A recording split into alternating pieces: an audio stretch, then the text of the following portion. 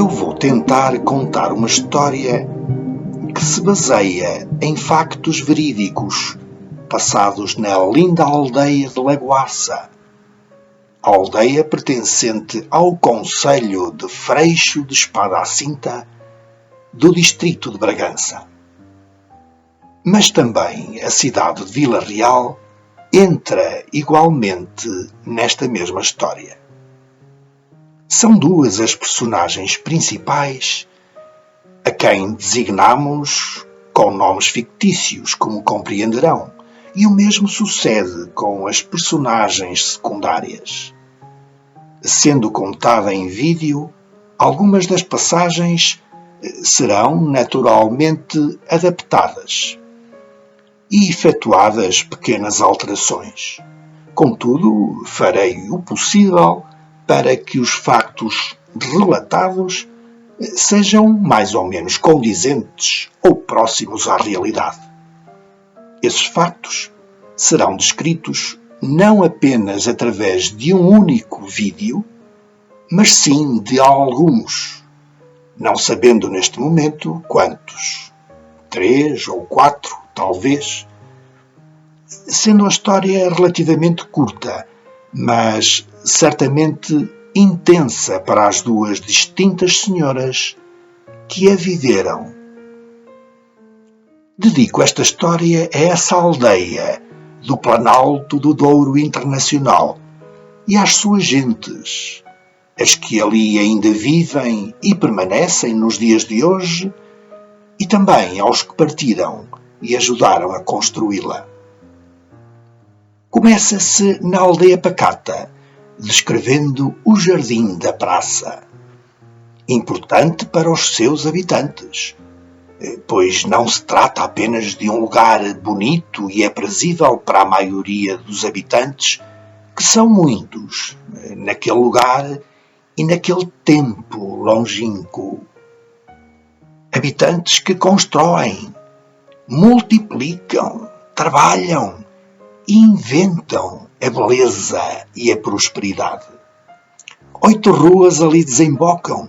Este pormenor é já suficiente para todos considerarem a praça um local importantíssimo, onde as mulheres e os homens e as crianças e adolescentes se reúnem, não só em acontecimentos importantes, mas todos os dias, sobretudo no tempo alto, na primavera e no verão, em que ali, sentados ou em pé, as pessoas conversam umas com as outras, conhecendo as novidades e as vidas dos familiares que emigraram, muitos deles para o Brasil, dos quais pouco ou nada se sabe. As festas religiosas, a festa anual e os seus mordomos, as críticas, os ditos de uns e as reflexões de outros, a saúde e a vida de todos, tudo ali paira, trazido àquela praça pelas ruas que a ela afluem. E o seu jardim, tão bonito, o jardim da praça. Repare-se no espaço onde existem árvores, e as plantas e as flores, servindo para adornar as bordaduras dos passeios. Espaço agradável, fresco pelo oxigênio exalado, belo aos olhos e a todos os sentidos. No jardim da praça, a terra lavada e aplainada, submetida à extração de todo tipo de lixo impuro ao cultivo, de onde são separados rebos e calhaus, é como que sujeita a um trabalho de preparação e moldagem. Podemos comparar o terreno do jardim a um país fértil e de cultura variada. Como já referi, são 8 as ruas que desembocam na praça da aldeia, mas é daquela ruinha, a ruinha mais sombria, que traz ao brilho da praça uma boa parte da inspiração para esta história. A Rua da Ruinha, como ainda hoje é designada, vai-se estreitando à medida que se aproxima do lugar mais amplo da aldeia. Talvez porque o recato de quem nela mora imprime-lhe um sentimento de um certo apreço humilde e um profundo respeito pela boa atmosfera de convívio a residir desde sempre naquele local, numa partilha de conversas banais, outras carregadas de sabedoria e as notícias ali procuradas noite e dia.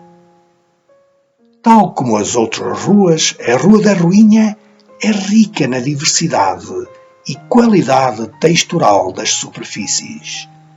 Inspiram artisticamente pela variedade e riqueza de tons, cinzentos e castanhos esbatidos que transpiram movimento e vida. Tonalidades que raramente se encontram e dificilmente se compõem em outras circunstâncias da convivência humana.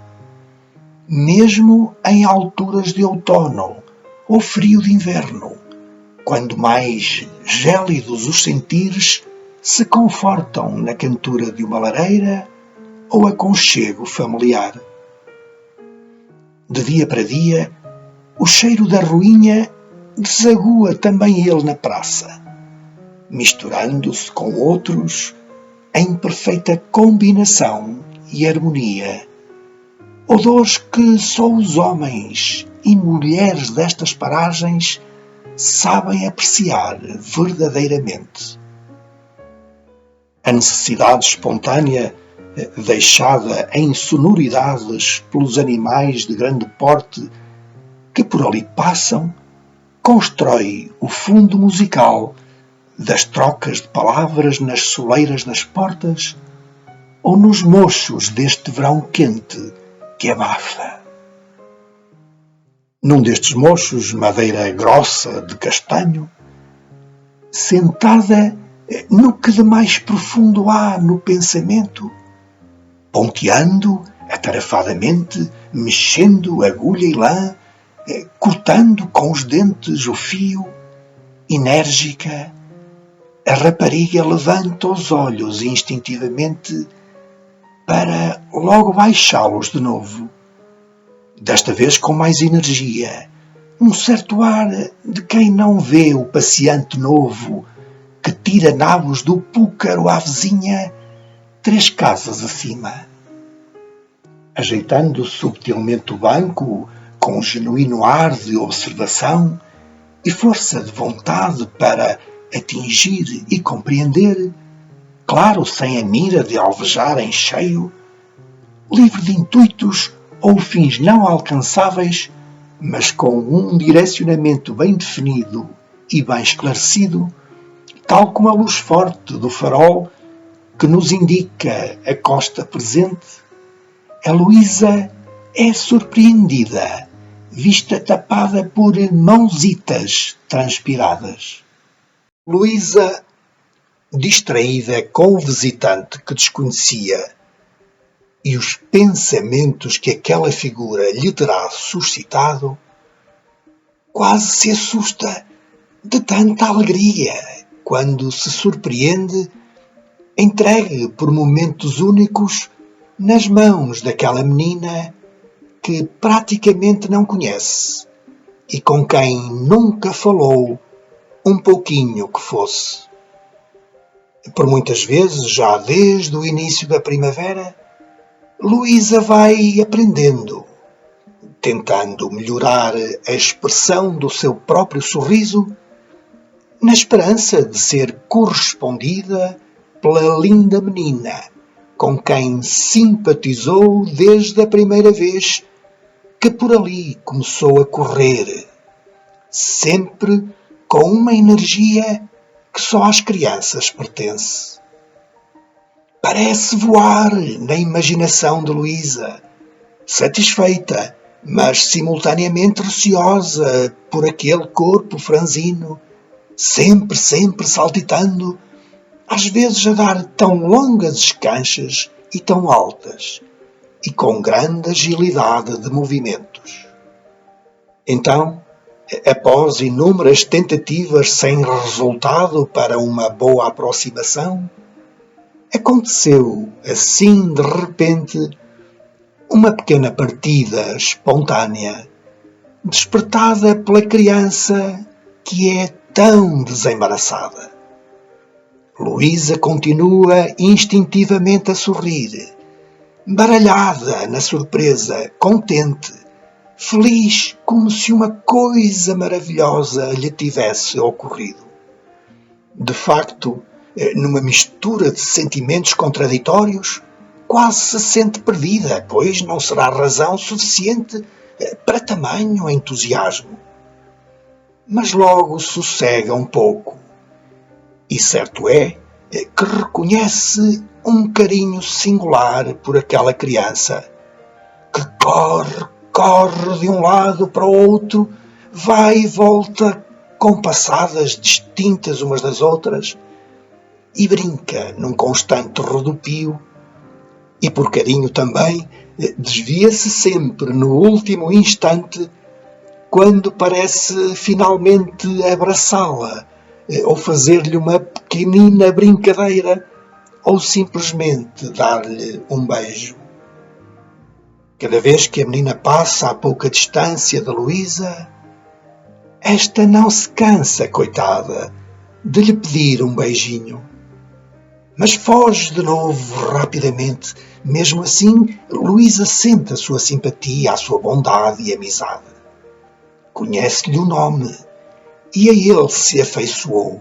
Luísa, agora desatenta em relação ao visitante, até porque a surpresa da brincadeira da menina foi tão grande que, olhos fixos na correria, repete com firmeza o nome da menina que fugiria, entra agora pela porta da casa mesmo em frente, onde mora com os seus pais. Francisquinha! Oh, Francisquinha! Francisquinha é essa menina, a filha única do agente da Guarda Fiscal, em serviço no posto ali próximo.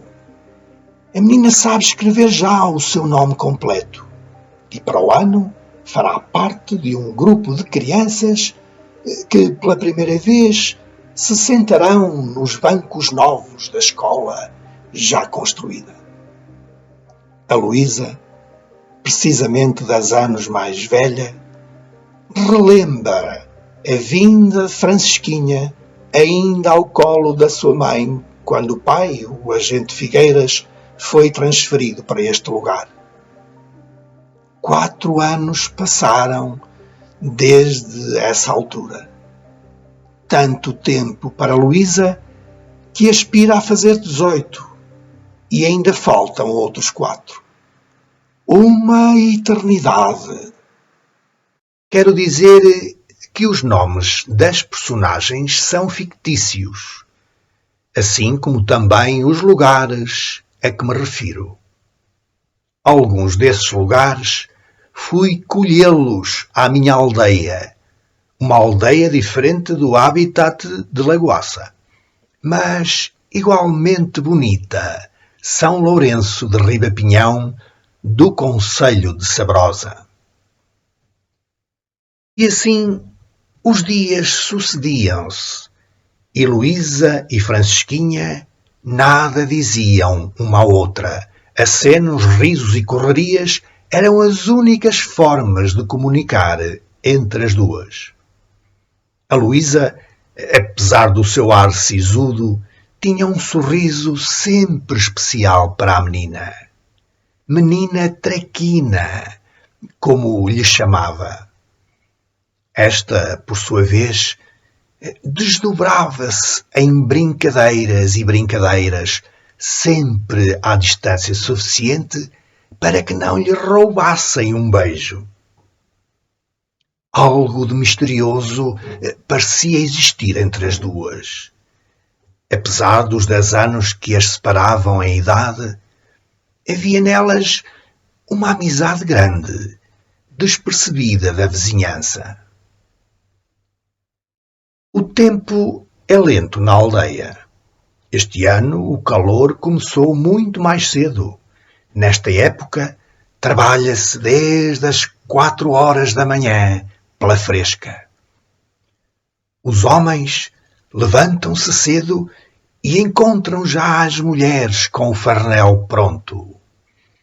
É preciso aproveitar a água da levada, que vem da nascente da mina do Olmo, assim chamada.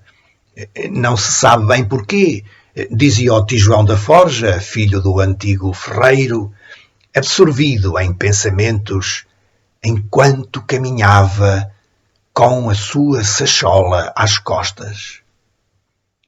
De mãos dadas ao neutralismo, permanece apaticamente no tempo e no raciocínio, habilitando, teoricamente, ideais desprovidos de sentido e, consequentemente, uma ausência de conteúdo e vazio. O Tijoão continuava dizendo que a mina existe ali já há muitos anos e nunca falhara com a água. A mina do Olmo é a grande fonte da terra. Bebe-se dela, dá-se aos animais e regam-se as novidades. Estas palavras são ditas e reditas desde sempre.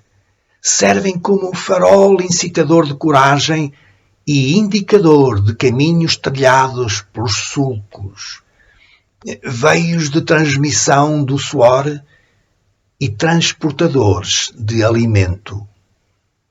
Os sulcos, apesar de suavizados pelas melhores intenções, atuam como se de placas tectónicas se tratassem.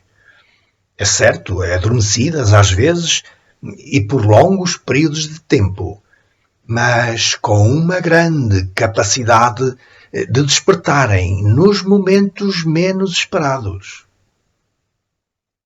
Amanhã já vai a meio e o calor aperta.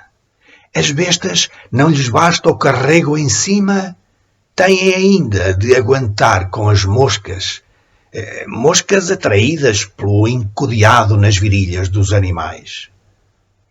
Servem-lhes de sossego o ramo de gestas que o moço descalço vergasta sem parar. Seguindo o percurso inverso da madrugada, o ritual diário continua, perdura no tempo, trespassando gerações e gerações. Dir-se-á que o homem e a mulher acompanham os animais, permanecendo em estado quase anestésico, cortados do seu sistema nervoso central, talvez incapacitados de aprender hoje o erro cometido ontem, vivendo por viver, sem sentido e sem orientação. Bem, não será mesmo assim, ou não será tanto assim, evidentemente. A hora da refeição aproxima-se e há que escolher o sítio mais escondido do sol abrasador. E a cesta é inevitável. No mesmo banco em que se comeram as batatas regadas em bom azeite, pende-se agora a cabeça sobre o peito, reforçando a papada. Fora da porta, no mocho de castanho, lá está Luísa, enérgica como sempre, molhando o dedo na língua, esticando a linha, movimentos e movimentos ritmados, cozendo e remendando. Sente um aperto no peito. Tem pressa de acabar. Quer começar com os lençóis e com as rendas. Não tarda, é o dia do casamento. Os verões são motivo de alegria e esperança para as pessoas da aldeia. Uma das razões para expeditar os sentimentos é a festa anual, que este ano traz suficientes falatórios e parlatórios, mais que o normal, comparando, claro, com anos anteriores. Chegado há muito pouco tempo, o novo pároco traz consigo ideias também novas. A procissão da festa em honra de Nossa Senhora, que se realiza todos os anos no segundo domingo do mês de setembro, a procissão, como dizia, percorrerá agora uma grande parte das ruas, ao contrário da regra que se tornou tradição, em que se ficava praticamente pelo adro da igreja, pois o senhor padre, que precedeu o novo pároco, ganhara com os anos muitas debilidades físicas que lhe transtornavam os movimentos. Este ano é o principal tema de conversa. Concorda-se ou contesta-se o trajeto da procissão. Uns sentem-se muito abençoados, outros olham de soslaio o Padre Zé, que se vai esforçando por contentar a todos. Ainda a festa vem um pouco longe e já são muitas as discussões a esse propósito, principalmente na taberna do Joaquim. O Joaquim, o filho do velho Gaspar, pois o Joaquim, em vez de se dedicar mais ao negócio, vai metendo aqui e ali a sua colherada na conversa e na discussão, acabando muitas vezes por se envolver zangado com os seus clientes. Um desses clientes, o Manel da Quinta, com a caneca na mão, desunha-se em berros entre a porta e a rua, gritando: "Eu não ajudo ao andor se o raio do padre não passar a procissão pela minha rua. Nem eu, nem os rapazes que tenho lá em casa." Os rapazes são os enteados, filhos do casamento legítimo da companheira do Manel e do desgraçado que há uns bons anos, quando desarreava o macho, este o espinoteou violentamente, projetando contra a esquina da laje que servia de escada à estrebaria. Morte santa. Nem deu conta aquele infeliz. Pensava e dizia ainda à senhora Maria Rosa, mãe do Joaquim, sentada a um canto do balcão, já velhinha, carcomida pelos molhos de lenha que transportou toda a vida. O Manel, após tanta controvérsia e fechada finalmente a taberna, ele e mais 3 lá vão cambaleados. A procissão continua a ser o pretexto dos desabafos que o vinho origina, mas, anestesiados, perdem a noção do tempo que passa, não faltando muito para se esquecerem do assunto que discutiram durante o dia, horas e horas a fio. Por fim, esgotam-se no choro inebriado e lamentam-se dos obstáculos da vida. Apesar destes obstáculos, uma centelha de luz orientadora surge sempre, independentemente dos conceitos e das convicções religiosas e transcendentais em que cada indivíduo se situa. Em muitas circunstâncias, aquela centelha de luz brilha tão intensamente que trespassa a própria matéria, moldando-a, raspando mesmo as suas arestas mais agrestes. Apesar de completamente bêbados, lá conseguem penetrar as portas acolhedoras dos respectivos lares e pernoitar junto das suas famílias. A noite é longa e sofredora, e o tempo percorre na distância igual caminho. Tão separado fica o tempo, aquele tempo da menina traquina, Francisquinha, sempre a fugir e a saltitar, esquivando-se por brincadeira aos olhares de Luísa, que apesar de mais velha 10 anos, sentia por aquela menina um carinho muito, muito especial, enquanto, atarefada nos seus trabalhos, preparava o enxoval para o casamento que aconteceria num futuro breve. Mas, de um dia para o outro, deixou de ver a menina, a sua menina traquina, a Francisquinha, sua companhia nas tardes quentes da aldeia. E logo se preocupou Luísa, que 2 dias passados, sem saber da menina, se inundou de tristeza, mais ainda quando se apercebeu que o pai de Francisquinha fora transferido para longe, e com ele levou a esposa e a menina.